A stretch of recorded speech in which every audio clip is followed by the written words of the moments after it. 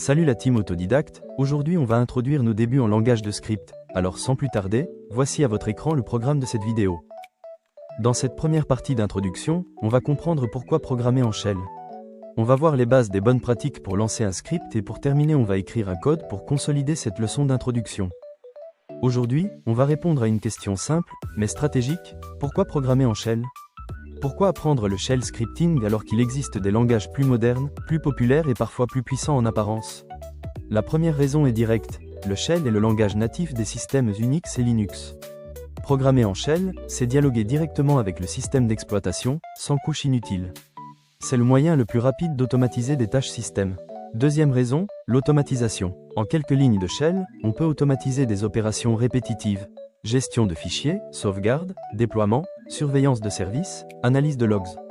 Ce sont des tâches réelles, quotidiennes, utilisées en administration système, en réseau et en cybersécurité. Troisième point clé, la performance opérationnelle. Le shell n'est pas là pour remplacer les langages applicatifs, il est là pour orchestrer.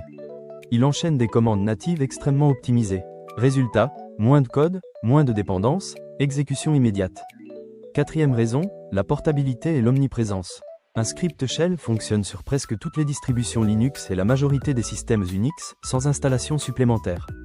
Là où un autre langage nécessite un runtime ou des bibliothèques, le shell est déjà présent. Cinquième point, le shell est un accélérateur de productivité. Un ingénieur qui maîtrise le shell travaille plus vite. Il sait diagnostiquer un système, extraire de l'information, corriger un problème et automatiser une solution en temps réel. Sixième raison, souvent ignorée, le shell est un socle pour comprendre les systèmes. Il force à comprendre les processus, les permissions, les pipes, les signaux, les fichiers, les flux d'entrée et de sortie. Autrement dit, il construit une vraie culture système.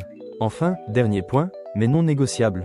En cybersécurité et en réseau, le shell est incontournable. Les outils, les scripts, les environnements d'attaque et de défense reposent massivement sur le shell.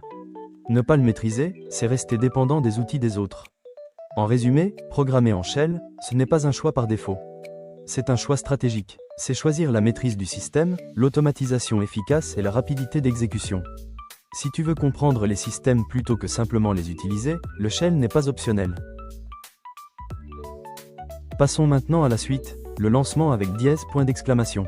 Dans le cas le plus simple, un script n'est rien de plus qu'une liste de commandes système enregistrées dans un fichier. À tout le moins, cela évite l'effort de retaper cette séquence particulière de commandes à chaque fois qu'elle doit être appelée. Regardons ce code. À partir de maintenant, vous devez savoir qu'un code script bash est formé de deux principales parties. L'interpréteur du script et le script lui-même. Le shebang en tête de fichier indique à votre système que ce fichier est un ensemble de commandes pour l'interpréteur indiqué. Les caractères dièse et point d'exclamation sont codés sur 2 octets et correspondent en fait à un nombre magique, un marqueur spécial qui désigne un type de fichier, ou dans ce cas, un script shell exécutable. Tout de suite après le shebang, se trouve un chemin. C'est le chemin vers le programme qui interprète les commandes de ce script, qu'il soit un shell, un langage de programmation ou un utilitaire. Ensuite, cet interpréteur de commandes exécute les commandes du script, en commençant par le début. Donc, en résumé, vous devez simplement utiliser l'interpréteur que vous avez vu à l'écran lorsque vous écrivez des scripts bash. Pour le moment, inutile de vous disperser avec les autres interpréteurs existants. Celui-ci est largement suffisant pour tout ce que nous allons faire ici, et il couvre déjà l'essentiel des usages réels en environnement système. Maintenant ici on va voir les principales méthodes utilisées pour exécuter un script bash. Après avoir écrit un script, vous pouvez l'appeler avec la commande bash suivie du nom du script. Plus simplement, on peut rendre le script directement exécutable avec la commande chmod. Mais chmod permet de donner droit à un code, et dans notre cas ce sont des droits de lecture et d'exécution. Voici donc à votre écran les détails partiels de l'utilisation de la commande en question. Pour un début ça peut être normal que ça vous semble bizarre mais avec maximum une semaine, je dis bien une semaine complète de manipulation des codes shell, ça sera basique pour vous. Sans oublier qu'avec la dose des exercices qui seront vus ici, rien ne sera plus un mystère. Donc pour un mini résumé, on peut dire qu'on exécute un script avec soit bash, soit on lui donne d'abord des droits d'exécution avec chmod et pour finir on l'exécute comme vous le voyez à l'écran. On met un point, un slash, et le nom du script. Les scripts d'automatisation deviennent utiles dès que vous répétez une action plus de 2 fois. En informatique, tout ce qui est répétitif est une cible légitime pour l'automatisation. Premier cas concret, l'administration système. Démarrer des services, vérifier leur état, nettoyer des logs, Créer des utilisateurs, appliquer des mises à jour. Faire ça à la main sur une machine, passe encore. Sur 10 serveurs, c'est une perte de temps et une source d'erreur. Deuxième cas, le réseau. Tester la connectivité, vérifier qu'un port est ouvert, surveiller la disponibilité d'une interface, relancer un service réseau. Un script fait ça en quelques secondes, de manière fiable et sans fatigue humaine. Troisième cas, la cybersécurité. Scanner automatiquement des machines, collecter des informations système, analyser des fichiers, détecter des comportements anormaux. Les outils de sécurité modernes reposent tous sur de l'automatisation. Sans script, pas de scale. Quatrième cas, le développement et le DevOps. Compiler un projet, lancer des tests, déployer une application, sauvegarder des données. Un script garantit que le processus est toujours identique, reproductible et traçable. En résumé, les scripts d'automatisation transforment un informaticien manuel en ingénieur efficace. Moins de clics, moins d'erreurs, plus de contrôle. Et c'est exactement pour ça que le shell reste incontournable. Terminons la dernière partie de cette leçon avec un exercice d'application afin de consolider ce qu'on a appris. Pour cet exercice, comme commande d'aide, vous aurez principalement besoin de date, ou, uptime, exit. Nous voilà donc à mon écran pour écrire notre script, je vais tout simplement me diriger vers le répertoire test. Comme c'est encore un début, je vais vous donner les explications de certaines commandes de base maintenant.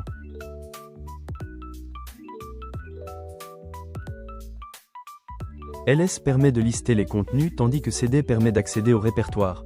Maintenant lançons Mousepad afin de commencer à coder.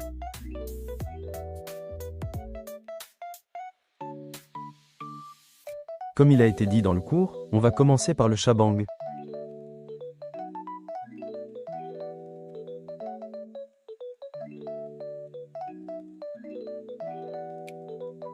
Les espaces c'est juste pour que le code soit lisible. Je vais principalement utiliser des échos vides afin de faire des retours à la ligne. La commande date permet d'afficher la date et l'heure actuelle de votre système.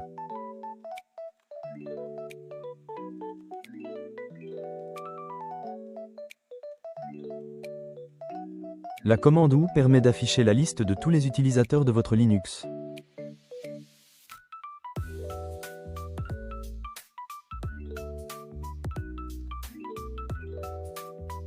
La commande uptime permet d'afficher le temps passé depuis le lancement de votre système.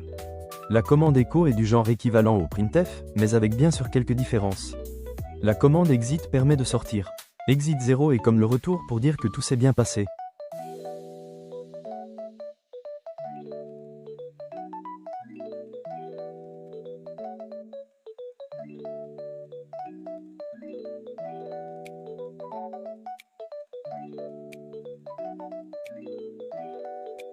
Maintenant je vais enregistrer le programme et exécuter en utilisant les deux méthodes.